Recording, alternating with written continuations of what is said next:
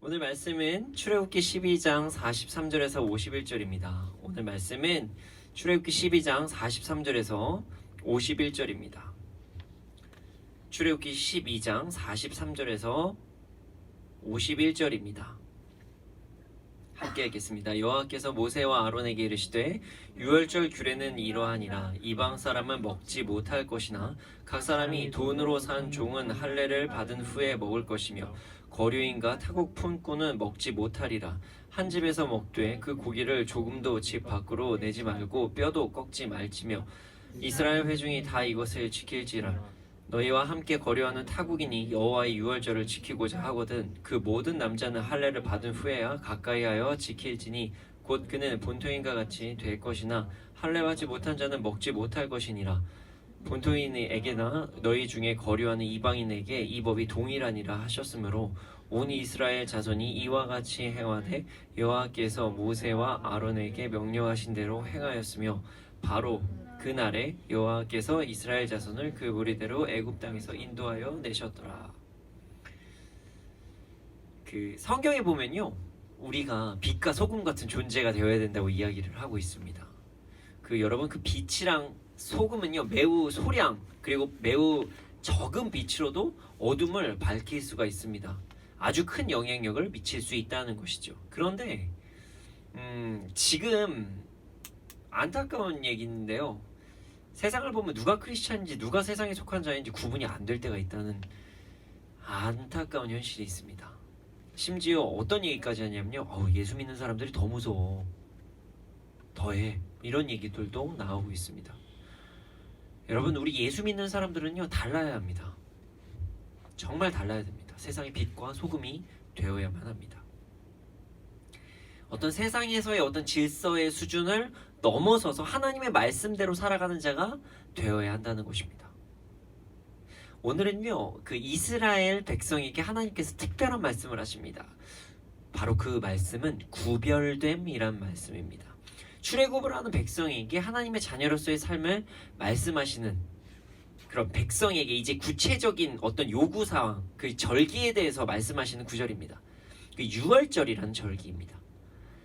유월절을 지키는 방법을 통해서 이스라엘 백성들이 어떻게 구별돼야 되는지, 구별되는 삶을 살아야 되는지를 말씀하십니다.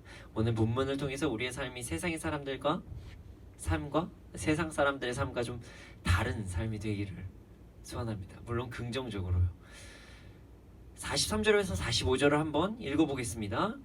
여호와께서 모세와 아론에게 이르시되 유월절 규례는 이러하니라. 이방 사람은 먹지 못할 것이나 각 사람이 돈으로 산 종은 할례를 받은 후에 먹을 것이며 거류인과 타국 품꾼은 먹지 못하리라. 하나님께서 유월절의 규례에 대해서 말씀을 하십니다. 이방인은 유월절에 행하는 그런 유월절에 행하는데 그 먹는 음식을 먹지 못한다. 그 고기, 쓴나물, 무교병 이것들을 먹지 못한다고 이야기를 하십니다. 그리고 각 사람이 돈으로 산 종은 할례를 받고 나서 그 다음에 먹을 수가 있다고 합니다. 그러나 거류인들 아니면 타국의 품꾼들, 그러니까 이스라엘 민족에 완전히 흡수되지 못하는 그런 사람들은 먹을 수가 없다고 이야기하십니다. 하나님께서는요, 하나님 백성과 하나님의 백성이 아닌 자들을 철저하게 구별하신다는 거예요. 구분하십니다. 하나님의 백성, 하나님의 백성이 되겠다고 한 자들, 그래서 할례까지 하게 된 자들은 유월절에 행사에 참여할 수 있습니다. 예식에 참여할 수가 있습니다. 당시 생각을 해보면요, 지금 이제 출애굽기 12장 37절을 보면은 아마 여러 민족들이 함께 나왔을 가능성이 높아요. 왜 그러냐면 그 당시에 보면 60만이 나왔다고 출애굽기 12장 37절에 나왔거든요. 근데 장정만 60만이에요. 그러니까 그 당시에 이런 상황이 발생할 수도 있다는 것이죠. 이스라엘 백성들이 지금 출애굽을 하고 있으니까 나도 덩달아 하는 다른 민족들이 나올 수 있다는 것입니다. 그래서 그 민족들이 행여나 유월절에 하나님께 드리는 그 예식에 참여를 할 때 조심해야 된다. 이 말씀을 하시기 위해서 구별에 대해서 특별히 강조하신 것입니다. 그리고 만약 그들이 이스라엘 백성으로 들어오겠다고 하면 할례를 해야 된다. 그래 유월절 예배 의식에 참여할 수가 있다. 이렇게 이야기를 합니다. 그런데 여기서 중요한 부분이 있어요. 46절에서 47절입니다. 한 집에서 먹되 그 고기를 조금도 집 밖으로 내지 말고 뼈도 꺾지 말지며 이스라엘 회중이 다 이것을 지킬지니라. 고기를 먹어요. 근데 고기를 먹는데 집 밖으로 나가면 안 되는데요. 한 집에서 먹어야 된다고 합니다. 이것은요, 유월절의 그런 예식, 절기를 아주 철저하게 구별해서 지켜야 된다고 이야기를 합니다. 만약에 유월절 음식을 밖에서 먹어요. 그러면은 난감한 상황에 처해질 수도 있겠죠. 예를 들어서 소위 이제 사람 좋은 사람들, 거절 못하는 사람들, 그 사람들이 유월절 예식을 막 하고 있어요. 그런데 갑자기 이방인들이 뭐 나도 좀 줘봐요. 그러면 막 거절을 못하는 거예요. 이거 안 되는데 이럴 수가 있잖아요. 그래서 단순히 이게 고기를 먹는 게 아니다. 그냥 1년 된 양을 그냥 먹는 게 아니다. 그냥 고기 뜯어 먹는 날이 아니다. 이거를 정확하게 말씀하신 거예요. 하나님께서 이스라엘 백성들이 하나님의 백성이며 하나님께서 출애굽시키셨다는 것을 기억하기 위해서 있는 게 유월절이라는 거예요. 유월. 원래는 장자가 다 죽어야 되는데 그 피가 문설주에 바른 그 양의 피, 염소의 피가 그것을 넘어가게 했다는 그 유월을 이야기합니다. 아예 고기 좀 먹자, 파티다 뭐 이런 게 아니라는 거예요. 그리고 나서 뼈를 꺾지 말라고 하셨습니다. 많은 사람들이 이거에 대해서 어떤 설이 있습니다. 그러나 확실하게 이야기하기는 좀 어려울 것 같아요. 그나마 가장 근거 있는 것은요, 유월절 지키는 예식을 지킬 때, 유월절의 예식을 지킬 때 좀 경건한 마음으로 해야 된다. 그래서 단순히 고기 잡는 날이 아니라 지켜야 된다. 구별하기 위해서 경건하게, 빨리 먹지만 경건하게 하기 위해서 뼈를 꺾지 않는다. 그리고 또 예수님께서 십자가에 달리셔서 죽으실 때 그 뼈가 상하지 않으셨잖아요. 그것을 의미하는 것이다. 여러 가지를 이야기하고 있습니다. 둘 다 뭐 그럴싸한 이야기죠. 이유가 어찌됐든 이스라엘 백성은요, 하나님의 말씀을 지켜야 했습니다. 하나님께서 기뻐하시는 것은요, 인위적인 그리고 자의적인 그리고 좀 변형될 수 있는 그런 것들이 아니라 온전한 순종이었기 때문입니다. 자, 48절에서 49절입니다. 너희와 함께 거류한 타국인이 여호와의 유월절을 지키고자 하거든 그 모든 남자는 할례를 받은 후에야 가까이하여 지킬지니 곧 그는 본토인과 같이 될 것이나 할례 받지 못한 자는 먹지 못할 것이니라. 본토인에게나 너희 중에 거류한 이방인에게 이 법이 동일하니라 하셨으므로, 만약에 이스라엘 백성 가운데 함께하는 타국인이 유월절을 지키고자 한다면 할례를 받은 후에 유월절을 함께 지킬 수가 있었습니다. 할례를 받지 않으면 지킬 수가 없었다는 것이에요. 모든 사람들은 할례를 받아야 돼요. 근데 사실 이게 할례라는 표현이 계속 지속적으로 나옵니다. 할례는 되게 단순합니다. 지금으로 말하면요, 그냥 포경수술 같은 거예요. 그러니까 남자의 어떤 성기의 포피를 일정 부분을 자르는 행위, 그것을 이야기합니다. 하나님께서는요, 이방인들 그리고 이스라엘 사람들 모두 할례를 행하라고 말씀하셨습니다. 이것이 하나님의 백성이 된다는 것을 표현한다고 그렇게 말씀하신 것이에요.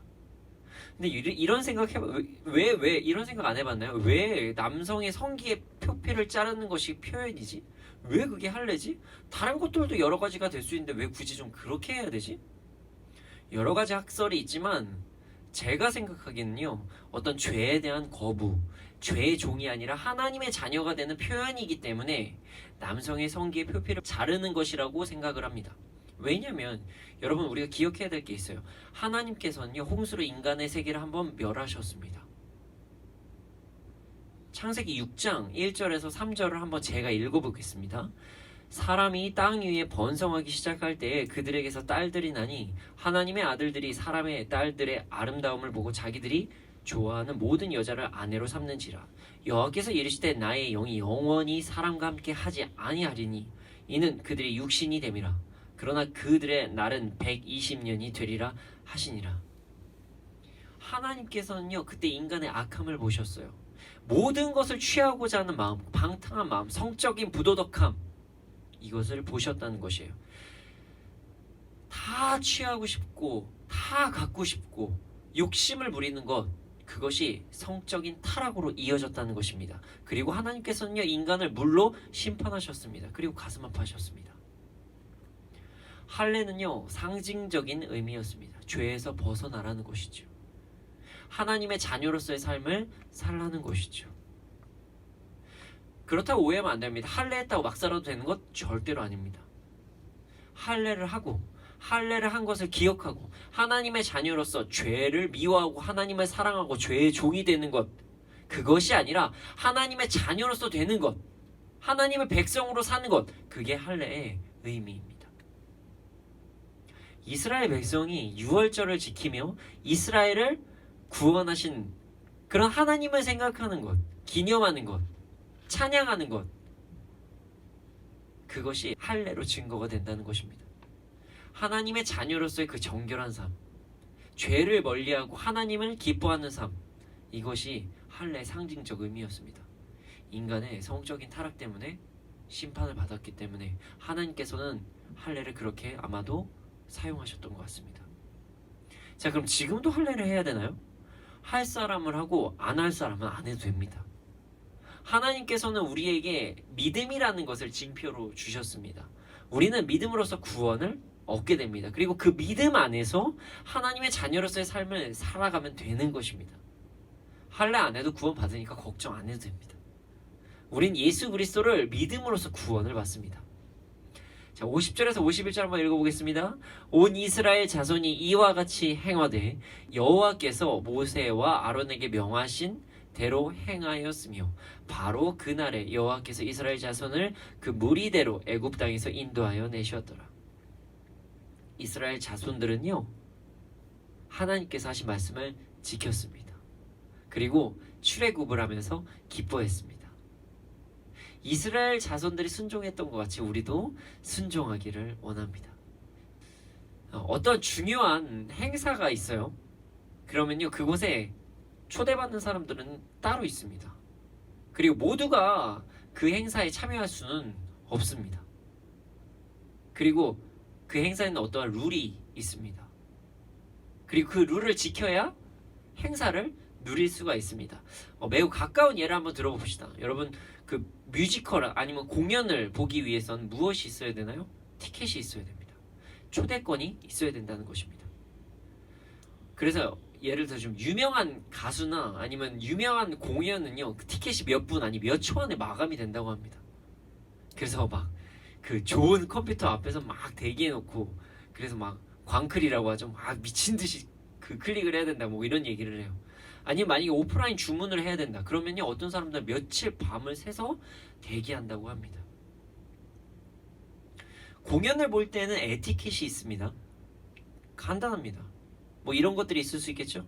가수의 공연이 시작될 때 촬영을 금지할 때도 있습니다. 예를 들어서 우리 영화관에서 영화의 그 내용을 촬영하면 안 됩니다. 물론 촬영을 해도 될 때가 있죠. 그 공연 중에서는 이제 그 포토타임입니다. 그럴 때는 찍기도 합니다. 또 무대로 우리가 난입해서는 절대로 안 됩니다. 물론 예를 들어서 어떤 가수나 어떤 공연자의 어떤 권한으로 이벤트성으로 초청될 때가 있기는 있지요. 그러나 함부로 공연장에 그 무대 위에 올라가면 절대로 안 됩니다. 행사에는요, 어떤 대가 지불이 필요하고요. 또 룰도 지켜야 합니다. 그것이 철칙입니다. 이것을 지키지 않을 시에는 공연 중간에 쫓겨날 수도 있습니다. 공연을 못 들어갈 수도 있다는 것이고요. 그리고 쫓겨나도 할 말은 없습니다. 우리는 어떠한 행사를 할 때, 중요한 행사가 있을 때 대가를 지불해야 되기도 하고 또 룰을 지켜야 됩니다. 이것은 당연한 것입니다. 유월절도 그러합니다. 절기, 예식, 행사에 참여할 수 있는 사람들이 있었습니다. 그리고 예식의 방법이 성경에 기록되어 있습니다. 이스라엘 백성들은요, 그것을 지켜서 행했습니다. 모두가 할례를 했어요. 그리고 이방인이 참여하고 싶다고 하면요, 그들도 선별해서 할례를 했습니다.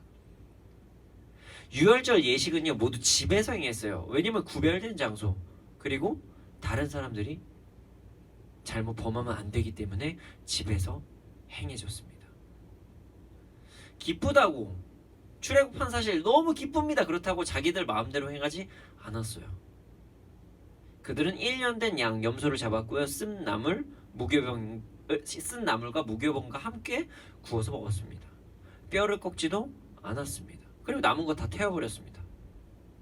허리에 띠를 띠고 신을 신고 급하게 먹었습니다. 이것이 유월절의 규례였습니다. 처음에는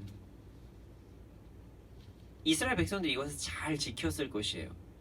누구나 처음에는 잘해요. 그런데 시간이 지남에 따라 그것이 이제 본질적인 그런 기쁨의 마음이 아니라 어떤 형식적으로 이어질 때가 있습니다.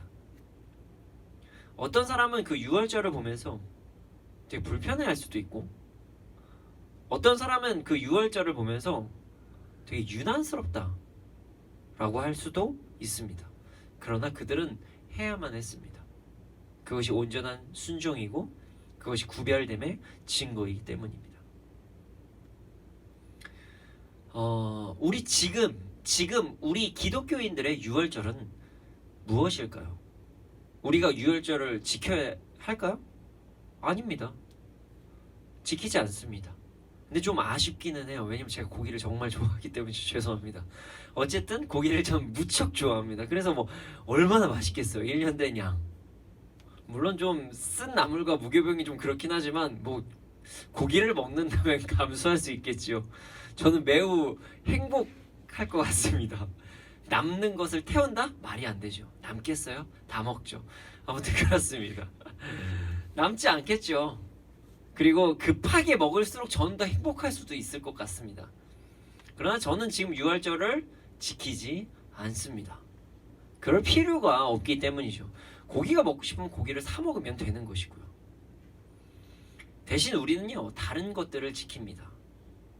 다른 것으로 크리스찬과 세상 사람들이 좀 구별된 모습을 보여야 됩니다. 그게 무엇이냐면 바로 믿음입니다.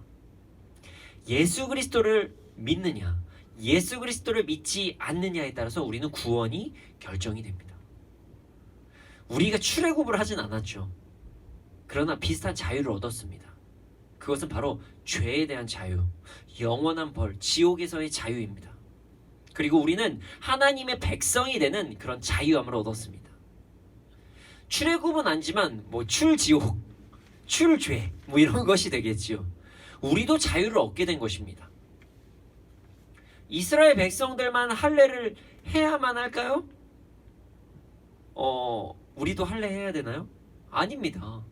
할례를 하든 안 하든 자유입니다. 선택이에요. 그런데 우리가 주의할 게 있습니다. 지금 이 시대에 살고 있는 모든 크리스찬, 그러니까 예수 그리스도를 믿는 자들은요, 다른 할례가 주어집니다. 방금 말했듯이 믿음이고요. 그리고 그 믿음으로 구원을 얻게 됐고요. 우리가 하나님의 자녀가 됐다는 것이에요. 그런데 유월절에 규례가 있듯이 우리도 할례 받은, 그러니까 우리가 믿음으로서 구원을 얻은 자들은 지켜야 될 것들이 있습니다. 그것이 바로 구별됨입니다. 이스라엘 백성들은 유월절을요, 하나님께서 원하시는 방법으로 지켜 행했어요. 그리고 온전히 지키기 위해서 심지어 각자 집에서 유월절을 지켰어요. 행여나 다른 사람들이 그 고기를 먹으면 안 되니까 공간까지 분리를 했다는 것이에요. 자, 우리 믿음으로 구원받았죠. 그러면 구원받았으면 끝인가요? 아닙니다. 구원을 받은 자들은요, 이 땅에 살면서 지켜야 될 것들이 있습니다. 바로 그 삶은 증인이 되는 삶과 거룩한 삶입니다. 거룩한 삶이자 제자 삼는 삶입니다. 그것이 크리스찬의 구별됨입니다. 예수 믿는 자들의 구별됨입니다. 예수님께서는 우리가 하나님 사랑, 이웃 사랑을 실천하라고 말씀하셨습니다. 그게 우리가 행해야 되는 삶이라고 말씀하셨습니다. 그런데 저는 지금 거룩한 삶, 제자 삼는 삶을 이야기하고 있습니다. 이게 다른 말일까요? 아닙니다. 하나님은요, 하나님을 사랑하고 이웃을 사랑하는 것에 구체적으로 말씀한 것이 이 거룩함과 제자를 삼는 삶이라는 것이에요. 자, 베드로전서 1장 15절에서 16절을 제가 한번 읽어보겠습니다. 오직 너희를 부르신 거룩한 이처럼 너희도 모든 행실에 거룩한 자가 되라. 기록되었으되 내가 거룩하니 너희도 거룩할지어다 하셨느니라. 자, 우리에게 거룩을 말씀하셨습니다. 그런데 그 거룩의 의미를 말씀을 통해서 우리는 유추할 수가 있습니다. 내가 거룩하니 너희도 거룩할지어다. 예수님께서는요, 거룩하셨어요. 그리고 우리에게 그 거룩을 말씀하십니다. 한마디로 거룩은요, 죄를 멀리하라는 것이에요. 거룩한 삶은요, 죄와 구별된 삶이라는 것입니다. 그리고 두 번째는요, 제자 삼는 삶입니다. 마태복음 28장 18절에서 20절을 제가 한번 읽어보겠습니다. 예수께서 나와 말씀하여 이르시되 하늘과 땅의 모든 권세를 내게 주셨으니 그러므로 너희는 가서 모든 민족을 제자로 삼아 아버지 아들과 성령의 이름으로 세례를 베풀고 내가 너에게 분부한 모든 것을 가르쳐 지키게 하라. 볼지어다 내가 세상 끝날까지 너희와 항상 함께 있으리라 하시니라.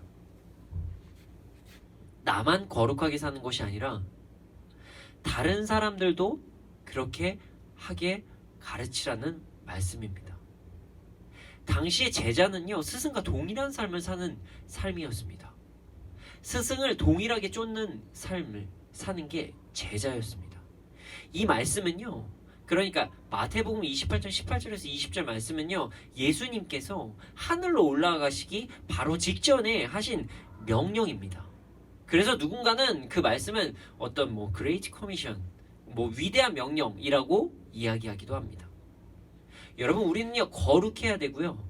그리고 그 거룩을 전해야 되고요. 그 많은 이들이 거룩할 수 있도록 우리는 노력해야 됩니다. 그것이 지금 시대에 살고 있는 자들이 행할 규례입니다. 믿는 자들의 규례라는 것입니다.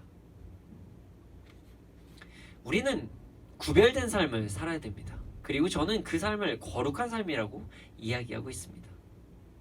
거룩한 삶은요, 죄를 미워하는 삶입니다. 죄를 범하지 않는 삶을 이야기합니다. 예수 믿는 사람들은요, 죄를 범하지 않기 위해서 최선을 다해서 노력해야 됩니다. 그런데 베드로전서 4장 1절에서 3절을 통해서 우리가 어떤 것들을 멀리해야 되는지, 어떤 것들이 죄인지 구체적으로 나와 있습니다. 제가 베드로전서 4장 1절부터 3절을 읽어드리겠습니다. 그리스도께서 이미 육체의 고난을 받으셨으니 너희도 같은 마음으로 갑옷을 삼으라. 이는 육체의 고난을 받은 자는 죄를 그쳤음이니 그 후로는 다시 사람의 정욕을 따르지 않고 하나님의 뜻을 따라 육체의 남은 때를 살게 하려 함이라. 너희가 음란과 정욕과 술 취함과 방탕과 향락과 무법한 우상숭배를 하여 이방인의 뜻을 따라 행한 것은 지나간 때로 족하도다. 여기서 죄악은요, 음란과 정욕과 술 취함과 방탕과 향락과 무법한 우상숭배라고 이야기를 합니다. 우리는 이것들을 피해야 됩니다. 그리고 이것들은요, 이방인들, 예수 그리스도를 믿지 않는 자들이 행하는 것이라고 말씀에서는 이야기하고 있습니다. 거룩한 삶은 음란을 피하고 정욕을 피하고 술 취함을 피하고 방탕함과 향락과 무법한 우상숭배를 피하는 것이 거룩한 삶이라는 것입니다. 우리는 이러한 구별된 삶으로써 우리가 하나님의 자녀된 백성이라는 것을 증명해야 되는 것입니다. 우리는 거룩한 삶을 살아야 됩니다. 그런데 여기서 우리가 피할 수 없는 부분이 있습니다. 구체적으로 한번 다시 언급을 해야 되는 부분입니다. 우리가 동의하는 부분은 확실히 동일합니다. 음란 확실히 죄죠. 정욕 확실히 죄입니다. 방탕함, 향락함, 무법한 우상숭배 다 죄라고 인정합니다. 그런데 모든 사람들이 어느 정도의 기준이 있습니다. 이 5가지들은요 다 죄라고 인정이 돼요. 그런데 여기서 무서운 게 하나 있는데 이게 술 취함이에요. 그리고 그것으로 인해서 크리스찬 안에서도 많은 논쟁을 하고 있습니다. 술은 완전히 먹으면 안 된다. 아니다, 술은 먹어도 되는데 취하면 안 되는 것이다. 뭐 이렇게 이야기를 합니다. 어쩌면 좀 유치한 논쟁일 수도 있지요. 잘 생각하면은 예수님을 믿지만 술을 먹고 싶은 마음이 커서 이렇게 논쟁을 끝까지 하는 거일 수도 있습니다. 결론적으로 이야기하자면요, 상황에 따라 다르다입니다. 근데 제가 이 말씀을 알고 적으면서 기록하면서 준비하면서 회개한 부분이 있었어요. 자, 우선 이거부터 이야기하겠습니다. 예수님께서 첫 번째로 하신 기적은 물이 포도주가 된 것이었어요. 그리고 바울은 디모데에게 약으로 포도주를 사용하라고 이야기를 했습니다. 자, 저는요 술을 먹지 않습니다. 그러나 간혹 먹을 때가 있죠. 뭐 언제냐면요, 미림 그거 있죠. 무슨 뭐 음식에다가 사용하는 브랜드 이름인가요? 뭐 그리고 청주 같은 음식에다 사용하죠. 그리고 삼계탕에다 비린내 안 나기 위해서 인삼주 넣고 먹죠. 그런 것, 아니면 또 성찬식 때 포도주 먹으니까 이게 술 먹는다고 얘기하면 저도 술을 먹는 거죠. 하지만 그 이외에 전 술을 먹지 않습니다.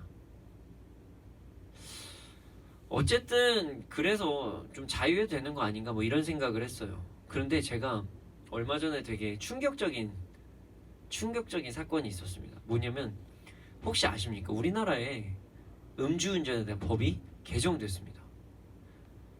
음주운전의 기준치가요, 혈중 알코올 농도가 0.03%로 변경됐다는 것이에요. 그런데 이 수치가 어느 정도냐면요, 아주 건강한 성인 남자가 소주 한 잔만 넘어도 0.03%가 넘는데요.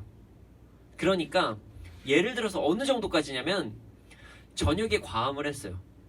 그러나 집에 들어가서 잠을 푹 잤어요. 근데 그리고 나서 아침에 운전을 했어요. 그리고 나서도 나올 수 있는 수치가 0.03%래요. 그러니까 아예 술을 먹었으면 그 다음날까지도 운전하지 말라 뭐 이런 거겠죠. 한번 생각해 봅시다. 음주 운전을 하지 못하게 하는 이유가 있습니다. 술이 인체에 영향을 주기 때문입니다. 그리고 이것은 사람들이 인체에 영향을 준다, 이것을 취한다라고 이야기를 하는 것입니다. 세상의 법으로도 소주 한 잔만 먹어도 취한다고 기준을 내리는 거예요. 그게 과학적으로 증명이 됐다는 거죠. 그리고 성경에서는요, 술 취함을 죄악으로 이야기를 합니다. 회개했어요. 뭘 회개를 했냐면, 제가 조금은 너무 유하게 그동안 이야기한 게 아니었나, 유하게 설교를 한 건 아니었나, 오히려 죄를 방종한 거 아니었나. 그리고 강의를 할 때 적당히 선에는 괜찮을 수도 있을 것 같습니다. 술 취하지 말라고 제가 이런 말을 했다는 것에 대해서 되게 회개를 했습니다. 물론 이전에 신앙생활에서 절대 안 된다고 했지만 어느 순간 지나고 나니까, 이게 외국에서는 어떤 분들은 맥주 한 잔씩 하는 것도 가능하다고 이야기를 하셔서 괜찮은 거라고 생각했지만 전혀 아니었더라고요. 술을 마시는 분들은 제가 정죄하지는 않겠습니다. 그러나 선포는 하겠습니다. 여러분, 한 잔만 먹어도 술 취함입니다. 그러니까 우리는 술 취하지 맙시다. 술 끊읍시다. 아니, 어떻게 보면 좀 참읍시다. 주를 위해서 참읍시다. 저도 술 진짜 좋아했었거든요. 술 끊읍시다. 그리고 제자 삼는 부분이 있습니다. 우리는 그 구별됨을 우리만 지키는 것이 아니라 다른 사람들에게도 이야기하라고 하는 것입니다. 거룩을 전하라는 것이죠. 복음을 전하고요, 믿음을 가질 수 있도록 그 사람을 위해서 기도하고요, 그리고 구별된 삶을 살 수 있도록 전해야 됩니다. 제자 삼는 삶을 살아야 됩니다. 이게 하나님께서 원하시는 것입니다. 여러분, 우리 구별된 삶을 살아야 됩니다. 그리고 모든 사람들이 구별된 삶을 살 수 있도록 우리는 전해야 됩니다. 그리고 우리가 모범이 되어야 됩니다. 이스라엘 백성들이 혹시나 유월절을 철저히 지키지 못할까, 집으로 들어가서까지 지켰던 그 유월절, 장소까지 구별해서 지켰던 그 유월절, 우리는 삶으로 지켜야 됩니다. 바로 거룩으로 말입니다. 예수 믿는 자들이라면 당연한 행동입니다. 그러나 물론 그것이 좀 어려울 수도 있을 것 같습니다. 그러나 이것은요, 우리를 위함입니다. 만약에 우리가 거룩한 삶을 살지 못할 것 같으면 잠시 세상과 좀 단절하는 시간을 가져도 좋을 것 같습니다. 세상은 죄악으로 넘쳐납니다. 유혹과 속임수로 우리를 넘어지게 하려고 합니다. 그럴수록 우리는요, 구별된 삶을 살아야 됩니다. 다른 사람을 정죄하지는 말아도 돼요. 정죄하지 말아도 돼요. 우리가 먼저 지키면 되는 것이에요. 누가 술 먹고 있을 때 야, 너 먹지 마, 이렇게 하지 않아도 됩니다. 그러나 나는 먹지 말라는 거예요. 물론 그 사람이 어느 순간 그 사람에게 필요한 말이라면 먹지 말라고 얘기하는 것도 좋겠지요. 그러나 그게 사랑으로 얘기해야지, 에휴 진짜 이거밖에 안 되면 이렇게 하면 안 된다는 것이에요. 정죄하면 안 된다는 것이에요. 그게 크리스찬으로서의 삶이니까 우리가 거룩해보자 이렇게 이야기하는 것이죠. 어떤 사람들은 이게 문화라고 얘기할 수도 있어요. 그리고 나서 이렇게 얘기할 수도 있죠. 아, 목사님 남들 다 그렇게 살아요. 우리 이거 너무 유난 떠는 거 아니에요? 아닙니다. 우리는 유난을 떠는 게 아니라 말씀을 지키고 순종하는 삶을 사는 것입니다. 사랑하는 여러분, 구별된 삶을 살기를 원합니다. 그래서 우리의 삶이 예수 그리스도로 풍성해지기를 소원합니다.